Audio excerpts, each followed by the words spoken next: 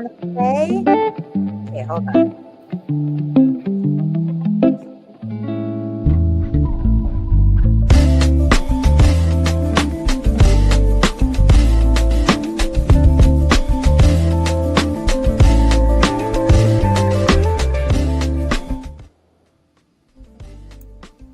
All right, we're live. We're live. We're live.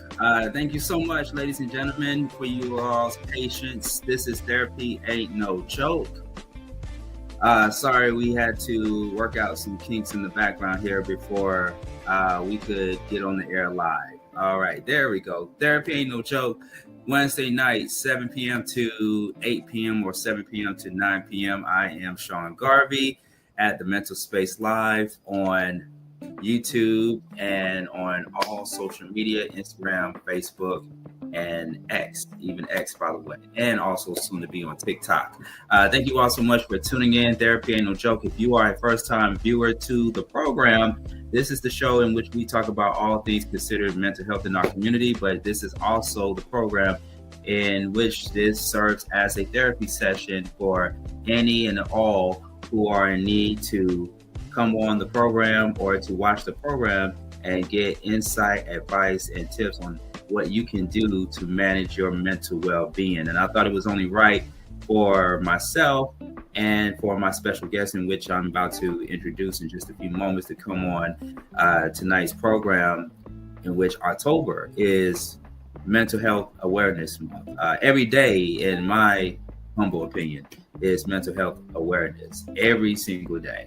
And I am just so appreciative of all of the people, from people in the celebrity world and the entertainment world to people in politics and people in the community that are raising the awareness behind mental health. You can tell by the sound of my voice that it has been almost a week, and the week has gotten off on a rough start. Both professionally and personally for me. But this is why these type of shows, such as Therapy Ain't No Joke, is so vital in our community and vital in mine, because it just helps people like myself release a lot of tension or unpack a few things that's been bothering us on the inside. I know it's such a cliche for people to say or people to hear the phrase, you never know what somebody is going through. But that's why we do shows like these, is because we want to serve as a catalyst for change in our system, in our community, so that way we can get to some great solutions and a great outcome to give people the type of help that they need when they are in a crisis. And so joining with me on tonight's show of Therapy Ain't No Joke, I am joined by Soraya. She is a psychiatric nurse practitioner student who is going for her position as a psychiatric nurse practitioner. But right now, she is a certified nurse practitioner, but she's advancing in her career in the mental health field. And this is just such perfect timing, Soraya, for you to come on and be a part of the conversation. First and foremost, how is your mental health? Thank you so much for that introduction, and I appreciate that. My mental health is, I'd say it's a work in progress. It's definitely better than it was before. I've had different struggles with depression, anxiety, and PTSD, but thank God I'm gratefully overcoming it little by little, day by day, step by step. Mm. Can you talk to us the root cause, for if you are candid enough to talk and share? Can you talk to us the root cause of your depression and anxiety and anything that you experienced lately or in the past? So I think mine is from trauma, and also I'd say I've experienced different personality disorders, like people that may have, but were not so much fully diagnosed with narcissism or borderline, or trauma from abandonment, so or rejection trauma. So I've been doing a lot of study in that, and somehow trauma really rewires the brain and affects the chemicals in the brain and can put you as susceptible to depression and anxiety, as well as the memories of the trauma, and also impact your dream life as well. Describe to us your childhood. What was your childhood like? My childhood was, I had a good childhood in the sense of I had everything I needed, thank God. But it was, I don't remember fully being happy in my childhood, even though I had happy moments. But I think I've always dealt with some sort of level of depression because that wasn't diagnosed when I was childhood. Because I remember also having thoughts, a lot of thoughts of fear, a lot of nightmares, and a lot of anxiety around people or around tests or performances. And I used to figure skate and I used to dance. So I used to have a lot of anxiety when it came to performances, but also I realized that there were times that felt kind of dark in my childhood and I couldn't really fully remember everything. So I know that's a symptom from trauma too. Mhm. Can you describe to us your relationship with your parents?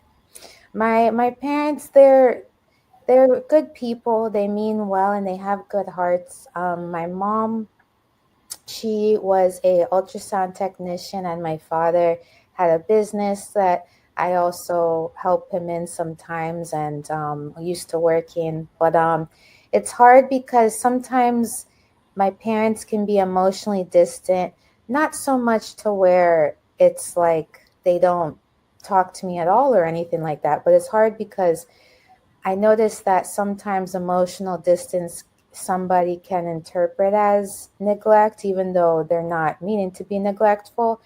But I feel like that could happen sometimes to the child, and that could also be overwhelming for the child as well. But my parents are very supportive financially, and they give me everything I need, which I'm grateful for. It's just I desire to have a closer relationship with them and getting to know each other for who we both are, if that makes sense. Hmm. Hmm. And what were some of the things that you have done as a child that brought you joy? You know, some children say they draw in a coloring book, or they go out and play with their friends. They ride their bicycles or they play on the playground. What are some of the things that you have done as a child that you thought at that time brought you joy? I used to climb trees with my friends and we used to eat popcorn, like kettle corn. That was a lot of fun. And we used to bake cupcakes and cakes, so and blueberry muffins. I really like that. And I liked dance a lot. Figure skating, I had times where I did enjoy it, but it was more laborious since it was a lot of waking up early in the morning. So I really like dance, like jazz and hip hop. That was a lot of fun. But as far as with friends, we used to go outside, ride our bikes. I used to have like a toy car, like a remote control mini car that we used to play with. And I think a lot of it has to do with food too, like baking and making pizza. So that was a lot of fun for me. You know, I have those same fond memories as a kid. I always tell people that I am an 80s baby, but I'm a 90s kid. And the 90s always remind me of how it was a simple time back then. And again, in my honest opinion, my humble opinion, um, it wasn't that era of people doing too much. And this is way before social media and way before the internet got fully enhanced and advanced. But it was just a simple time and it was more structured, if you will. And I do remember as a kid going outside, playing with my friends, riding my bicycle, and watching fun shows or watching movies on television and, just being a kid.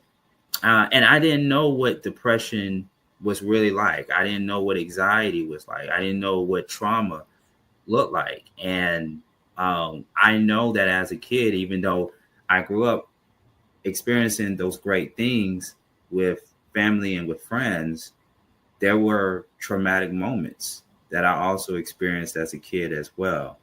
And I thought that it was just normal. It was just normal to um, get punished for lying or for doing things that you aren't supposed to do and things of that sort. But you don't know how it affects you until you reach adulthood. And when you experience certain things in your adulthood, it just takes you back to when you was a kid. It takes you back to your childhood.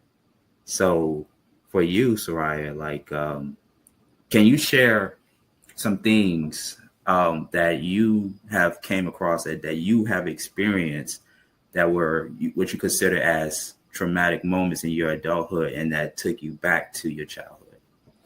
I'd say one thing is sometimes in nursing, I would see a patient that would be having an episode of being very upset, whether they try to become combative with staff or they're cursing or they're being ridiculing. It's funny because it's happened yesterday actually, where one of the not occupational, but one of the recreational therapists, the patient became upset with him and was cursing him out and telling him these derogatory comments about his face or about how he looked or how tall he was.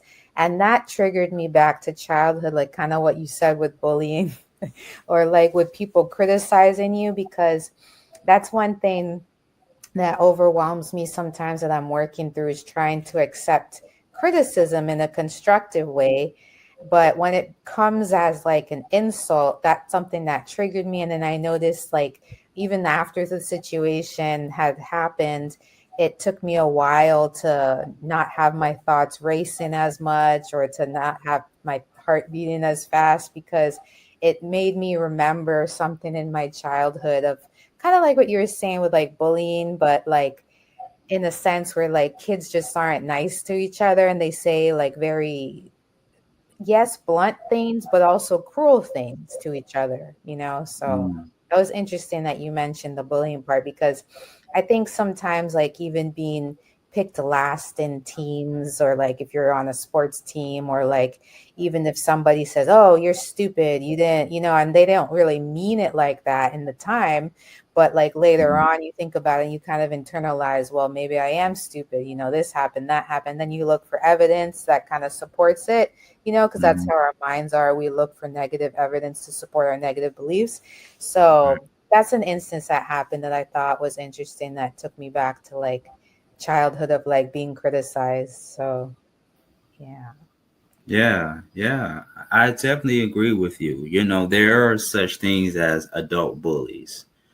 Um, and a lot of them, or some of them, take their behavior that they learned since they were kids, since being in grade school, and they still become that person if they have not changed. They still become almost like that person since grade school. But then there are some people that have changed for the better that were once bullies or not so much of a good student, Hmm. and they had to go through some things in order to improve themselves and to avoid making those same mistakes that they've made in grade school. And like people like you, for example, you internalized what you have witnessed and what you went through as a kid, and it just takes you into adulthood. Like I say, um, for me, like I was always the shy, quiet kid in grade school, and there were those that always wondered why I was so quiet. You know what I Hmm. mean? And I get that from one of my parents. My mom. Um, my mom was a reserved conservative, not conservative in politics, but she was conservative reserved as far as personality goes. And a lot of her rubbed off on me growing up. because I wasn't taught to or raised to be an extrovert or to Mhm. be bubbly around kids. You know, I was only taught to go to school, do your work, get good grades, and that's it, right? But you know, we don't learn to be social with our peers, and so as a quiet person in grade school, you can also be a target for bullies because what bullies want to do at times is they want to test you, or they see something that they don't like about you because you're not the same as them, and you just become an easy target for them to push you around and to bully you every single day. And I'm not saying that I've been bullied every day, but there have been times where I was bullied because I was that quiet, shy type of person. And so as you get older and you older and you older and you experience somewhat the same thing, you may have changed personally. I'm not that quiet, shy kid that I was a long time ago. I'm more open, I'm more free, but I also do come across people who think that they have more power than I do. And they can at times use my kindness for weakness, or, they could instantly take things out on me because it's something not right in their life. And they're looking for somebody to take their anger out on, you know. Um, have you, as an individual, have you found yourself in situations where all those things that you internalized when you was a kid, was there ever a point in time where you was the one that took your anger, took your frustration out on other people? I think yes, because I used to take my anger out on, I used to have these temper tantrums where I would sometimes break things. And I remember breaking a lamp in my room. And then my mother, when she would say certain things, I would feel angry, and then I would say something back to her, and then I would apologize and say, "Oh, that wasn't right. I'm sorry. I shouldn't have said that." So I'd say Mm, yes. And then when I was in nursing, when I would get frustrated, when it was a difficult day at work because of patients or because the doctors were really mean to you or saying unkind things to you, I remember that I also took my anger out on somebody, and then I realized that was wrong, and I said, I shouldn't do that. So, mm, and then it's funny too, because even I realized when I was younger too, and I was driving, it's hard to sometimes you get overwhelmed and like with anger, and then you start getting mad at people that either come in front of you or they're going too slow, that you think they're going too slow, and then you get mad and start acting a way that you shouldn't act. So it's funny that if we internalize things to a certain extent but don't deal with it, that it comes out in different ways. yeah, yeah. You don't realize it until after it happens. It becomes internal, and we sometimes call that central trauma, right? It could be something somewhere where somebody makes a joke, and they do it with not bad intentions or anything. It's just part of who they are. It's just a makeup of who they are. They could make a joke, and that person doesn't find it to be funny. It's funny to other people, but it's not funny to them. And then that person either lashes out or takes it the wrong way, takes it out of context, and use it against them. If everybody remember the infamous situation that happened at the Oscars a couple of years back, where Chris Rock made a joke about Jada Pinkett Smith's hair or haircut, if you will, which a lot of people have now learned that she suffers from alopecia. And we saw Will Smith laughing for a second there, and then it cut to where Will Smith got on stage and slapped Chris Rock. Mm. And of course, Will Smith then later said, keep my wife's name out your blank blank mouth. Mm-hmm. And it blossomed into, and I don't mean to use the word blossom, but more like it Festered. transitioned. Yeah, it transitioned and it grew more into a huge thing where um, Will Smith was looked at in a negative way for a while, and it's something that people still remember. Like it's that thing that people are not going to forget moving forward, and that's the thing about a unprecedented, not so good moment in one's life when you are remembered for that one thing that you did to that person, whether it's in grade school, whether it's in high school, whether it's at a function, at an event, or whatever, and it just takes that one person to confront you, whether they put their hands on you or don't, or they yell at you. You remember that, and that becomes very triggered. That becomes very internal. Let's say you. What are your thoughts on that? I think that that's true because I realize projection is a big thing, kind of when you take something that you internalize or that you went through, but you put it on somebody else, or you believe a certain negative thing about yourself, so you put it on that other person.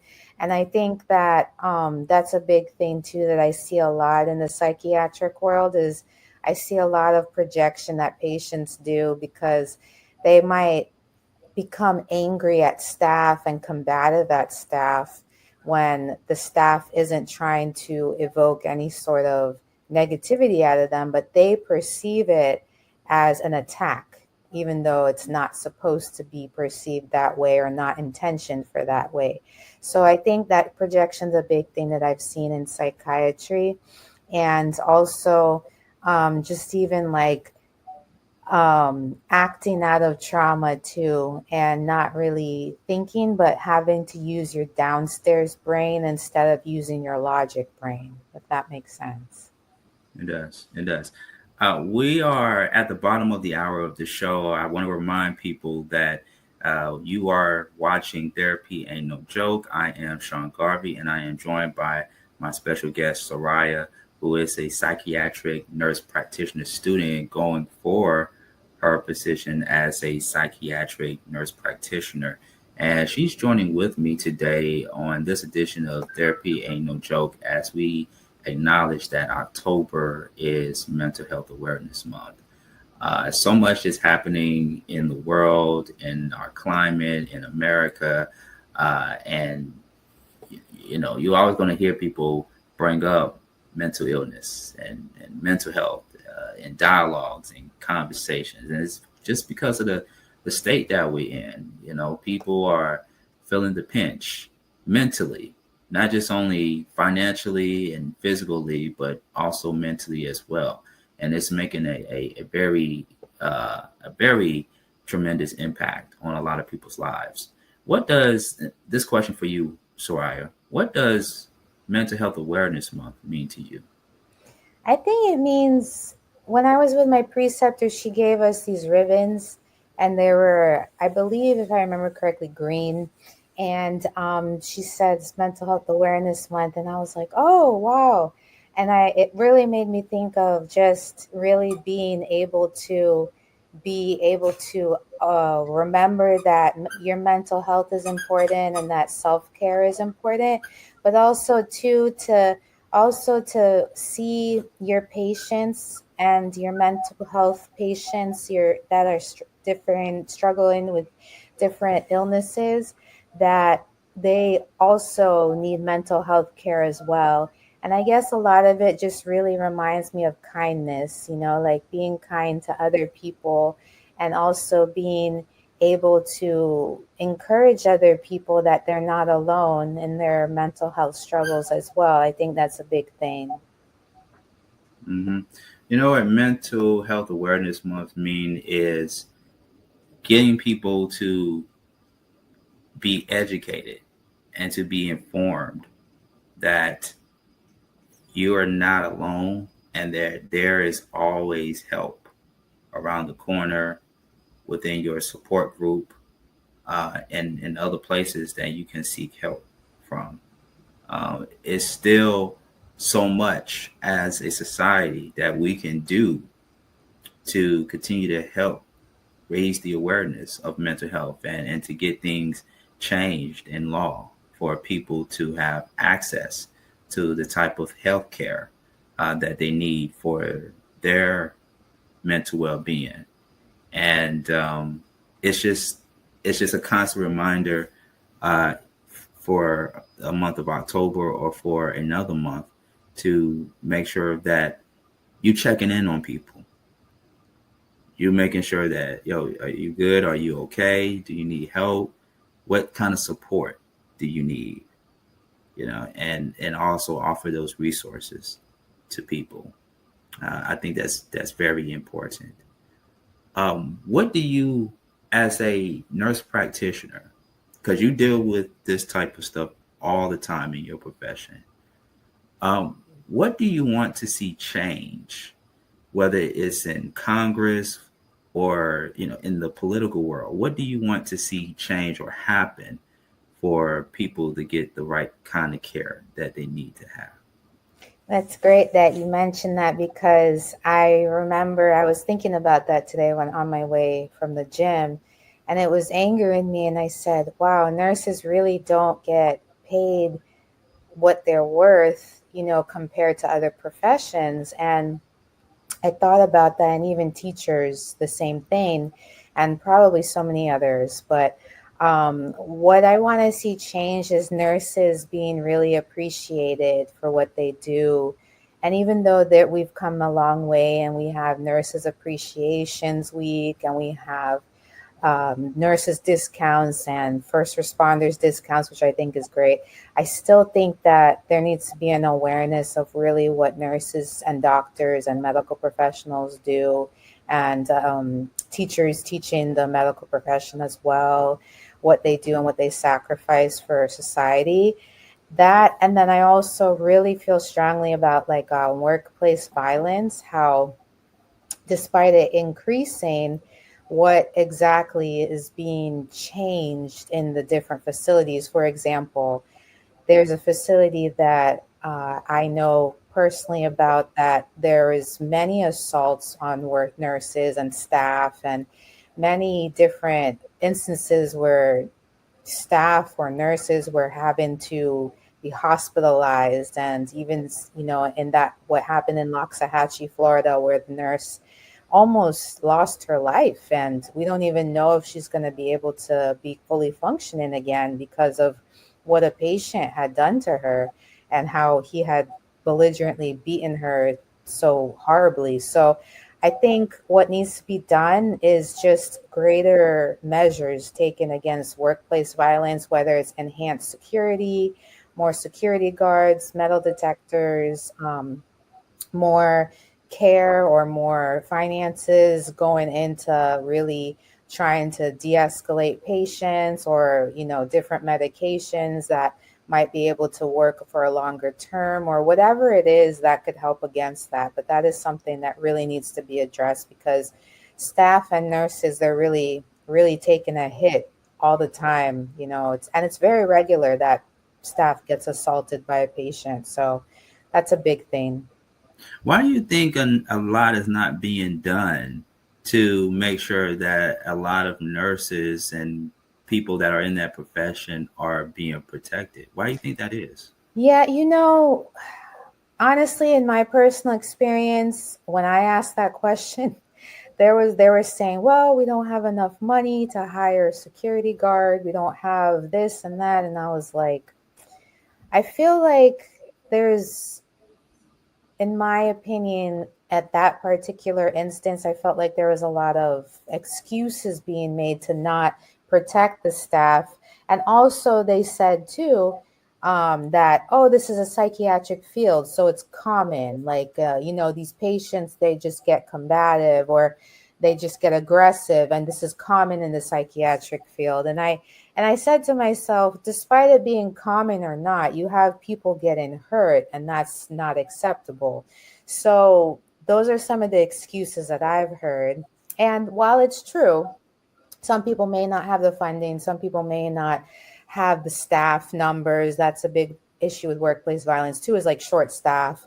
And some people may not have, psych patients are obviously more at risk for violating people around them. That's true as well.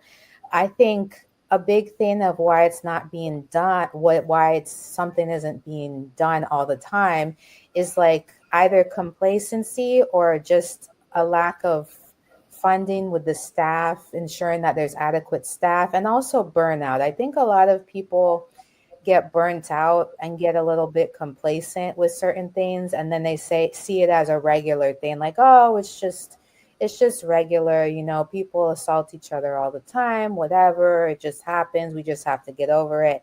But I really think we should be careful not to be overly complacent or overly familiar with violence, because I think that's unhealthy for the people that are violated, you know Some people take their work home with them. And do you find yourself taking your work with you back to the house or within company? And the reason I ask that question is because as a nurse practitioner like yourself, your mental health comes first. Especially Right. your safety, your mental health comes first. So do you at times take your work with you, or do you take what you bottled up inside from everything that you have to go through in your line of profession home with you, or all of the above? Yes, I'd say a lot of what you said, or all the above, because honestly, sometimes when I would work with patients, and I would work with acute patients, patients that need to be hospitalized because they're hearing voices, they're psychotic, they're pacing, they're angry, they're yelling, cursing, screaming, they're, delusional or whatever, or suicidal, on the opposite end, if they're not violent towards other people, they're just depressed. They can barely move or function. And I take that home. When I come home, I just be like, wow, I can't do anything today. I would like say, oh, I should study. I should, like try to finish my schoolwork. But then I just be like, oh, I can't. And I just lay down and just watch a movie, or I just stare at the wall for like half an hour, because my brain would feel, overwhelmed, or it feel like overstimulated is a better word to put it, just so many things going on. And because I know that I tend to be empathically internalizing things, it really overwhelms me. So then I start to pray, and I start to pray for them, or I'll watch a movie to try to like understand more about psychiatry, more about the psychological tactics or the different things that are going on. And that would help me too, to kind of relate to the patients as well, and take it out of a perspective of seeing it from one way to seeing it from their way as well. Mm-hmm. What are some things that you would like to do that will help with your mental well-being that you haven't done already? I was actually thinking about that recently. I want to say having more fun and just like doing things that I enjoy more. Because sometimes you could work, work, work all the time, or you could study, study, study all the time, and then you forget that you're a person with interests, And I'd say I really wanted to start going to the beach, watching the sunrise, and I wanted to go out in nature more. Like there's a place in Miami called Viscaya Gardens, and I wanted to go back there for a long time. And especially now that the weather is nicer down here, I would like to do more outdoorsy things, go in nature, see plants more, things like that, or like go around animals. I really love animals, and just being with, animals, and spending time with your dog, things like that. It's funny that you brought up the beach. I'm a beach person myself. I love going to the beach. I don't go to the beach as often as I would love to.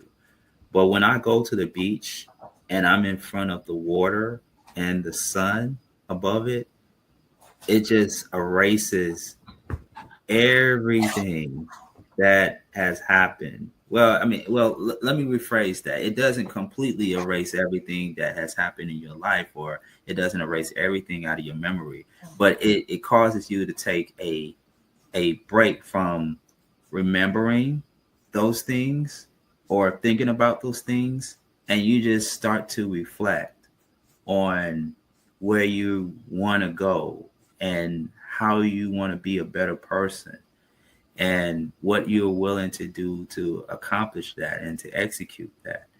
And it just puts you in that a peaceful, joyful place. You're not kind of like the same person that you was when you are in that type of setting or that environment of the hustle and bustle. A lot of people adapt to their own environment, and their own environment determines the type of person that they are going to be towards other people. But when you're in a setting like it could be the beach or the mountains or just anywhere where you are closer to nature, you have a different synergy about yourself that is just so peaceful and full of tranquility that it becomes somewhat unrecognizable, but in a very positive way. Yeah, Yes, I agree with that. yeah, yeah. We only got a few minutes left here on Therapy Ain't No Joke. How long have you been a psychiatric nurse practitioner student? And I asked that question for a reason. How long ago, or how long have you been one? So the program is like, for me it was 3 years because I did the doctorate.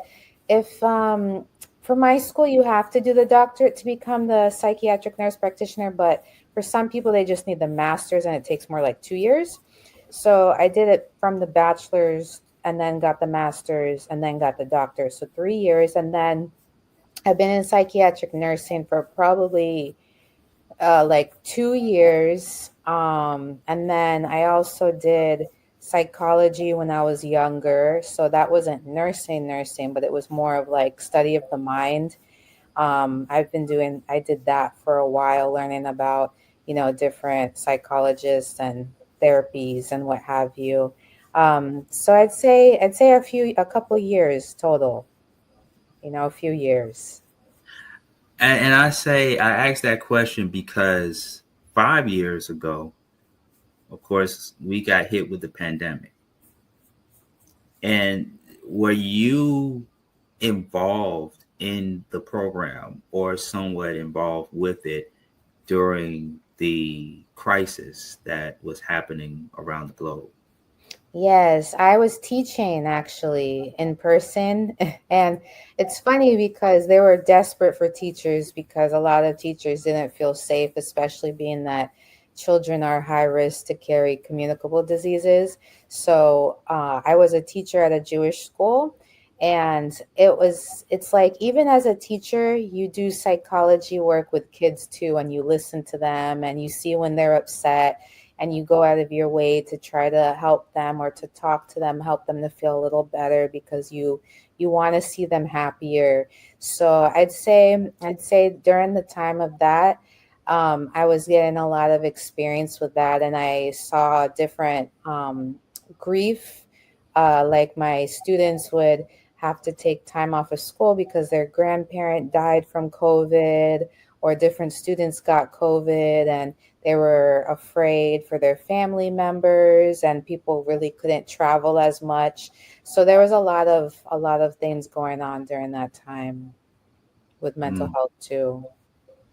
yeah, yeah. I definitely it still um, bothers me of the fact that the pandemic that happened in 2020 not only caused a lot of lives, but what it has done psychologically to people.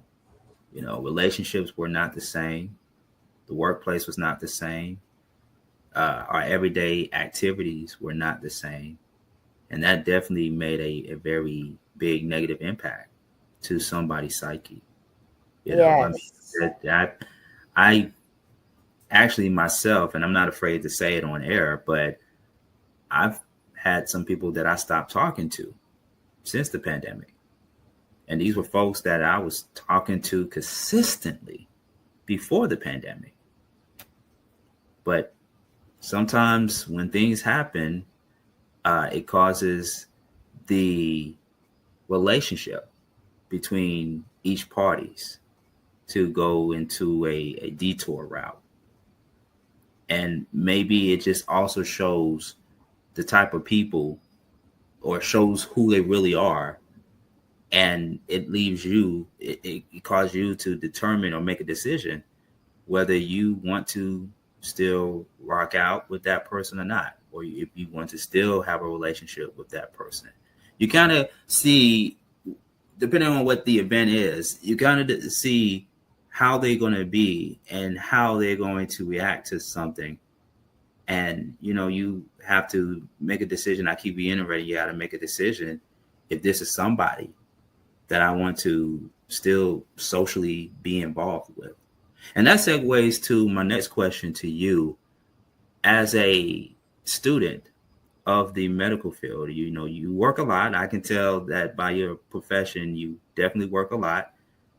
How is your social life?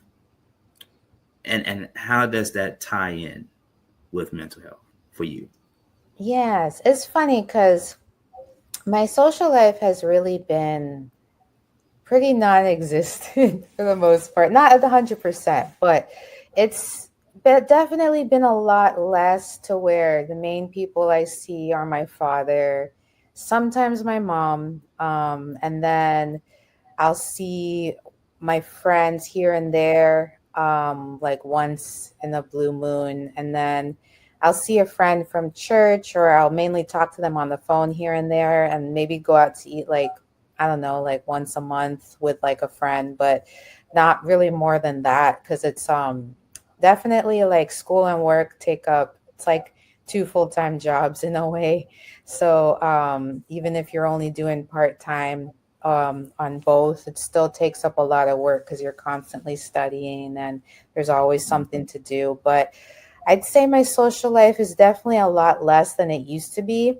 That, and I also, being a Christian and everything and trying to pursue God, it's been a lot less because not everybody wants to pursue God, and not everybody wants to go in the same place that you're going. So obviously that's going to cause like a drift between you and certain people, or it's just going to cause you guys to go different ways, and it kind of causes you to be a little bit more introverted and to see, okay, who is having the same vision that I have with God, and who wants to be grow more with spiritually with God, and who wants to know Jesus more and walk with the Holy Spirit more. So that's been another thing. But I'd say the most that I do on a regular is like go to eat breakfast with my dad on the weekend, and then I'll talk to my friend maybe once every 2 weeks or once a week, and then I'll maybe like to go to a social event like once a month, and then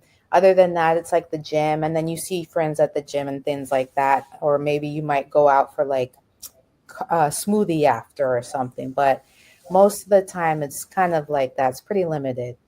So, and then Mm-hmm. the other question with the toll on mental health, I think it's funny because at first I thought it was going to be worse, but it's actually helped me in a sense to somewhat be by myself because it's helped me to clear my thoughts. And I guess maybe like being introverted, that's kind of how I am.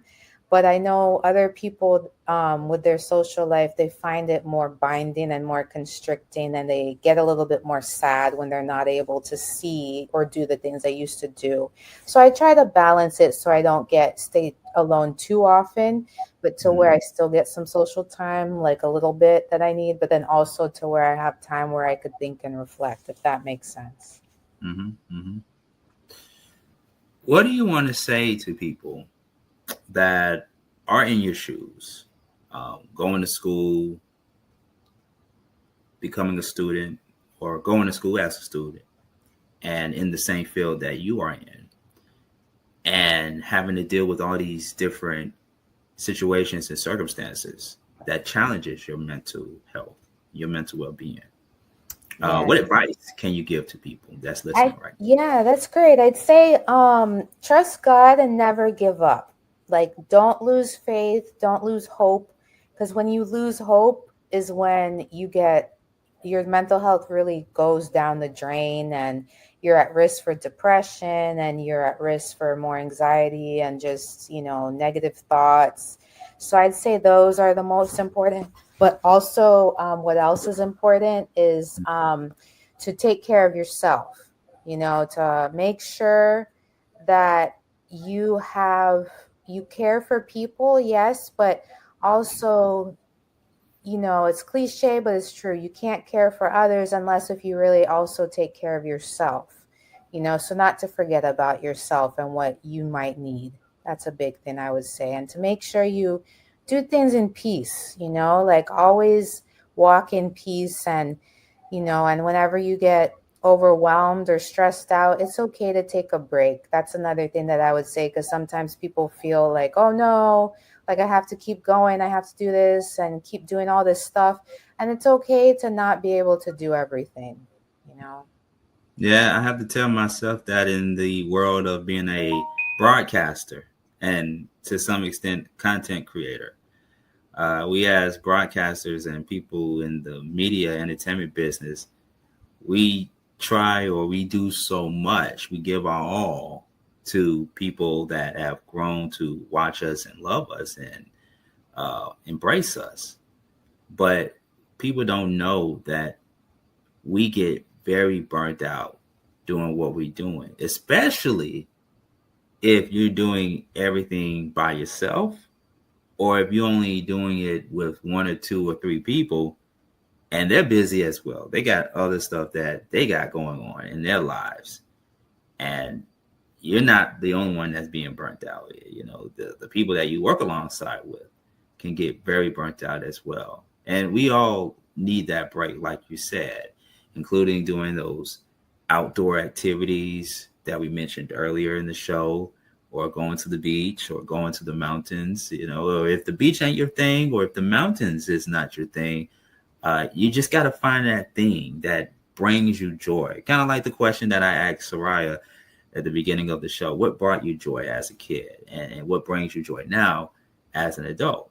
You know, you may not go back to doing some of the things that you once upon a time did when you was a kid, but there's always newer things to do, to get involved in, especially with the type of people that complement you and help you with your mental well-being. And that's another thing too, is find those things that you really enjoy doing with people that are like-minded like you, or that share the same values as you.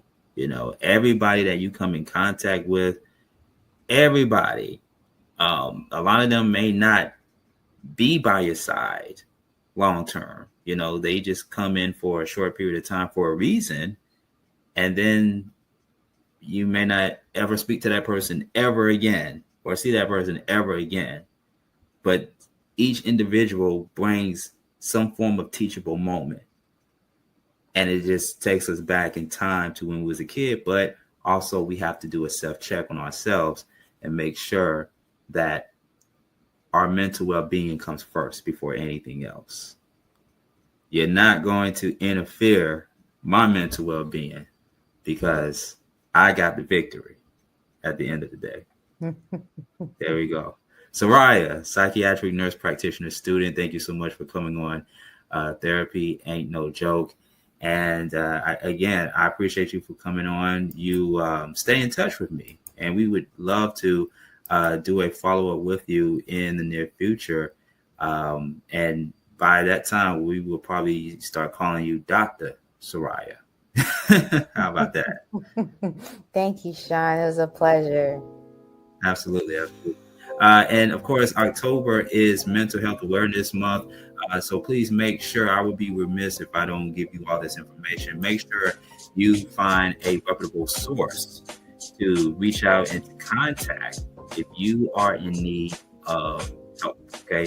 So there's a couple of options. One of them, you do see it on your screen right in front of you. Contact the National Alliance for Mental Illness helpline at 1-800-950-NAMI. That's 1-800-950-NAMI. Okay. And you can also send them an email to info@nami.org. That's info@nami.org. Their operational hours are from 10 a.m. to 10 p.m. Eastern Standard Time. And if it's after hours, or if you are able to contact an operator with the National Alliance for Mental Illness, there is a quicker way to do so, and that is the 988 number, 3-digit line. If you or someone you know is facing a crisis or a suicide or having suicidal thoughts, you can contact the good folks at 988.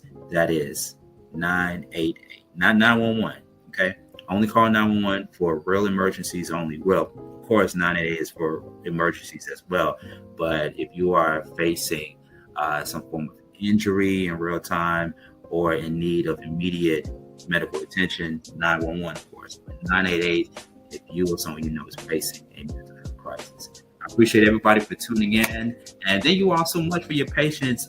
We've been taking hiatus from doing episodes like these back and forth, but we promise to continue to stay consistent because not only October is Mental Health Awareness Month, but shows like these are needed in the community as we continue to push for change and to continue to bring more mental health awareness stories like this one right here. Okay, so thank you all so much for tuning in to Therapy Ain't No Joke. If you missed any of tonight's highlights of the show, we have it on demand on our YouTube channel. You can like, share, and subscribe to our YouTube channel at Reach One Network, and we also have a YouTube channel, The Mental Space Show, on YouTube. Okay, so there's many options to choose from, and make sure you send us an email to thementalspaceshow@gmail.com if you would like to be part of the conversation, if you'd like to be our next guest.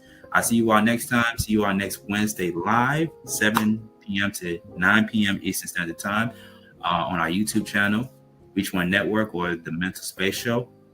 And follow me everywhere. We got all the information at the bottom of your screen there. Follow me at Sean Garvey ATL on Instagram, Sean Garvey on Facebook, or Google me. Google me, Sean Garvey. Until the next time, Soraya and myself wish you a good night. Take care. Good night. Good night.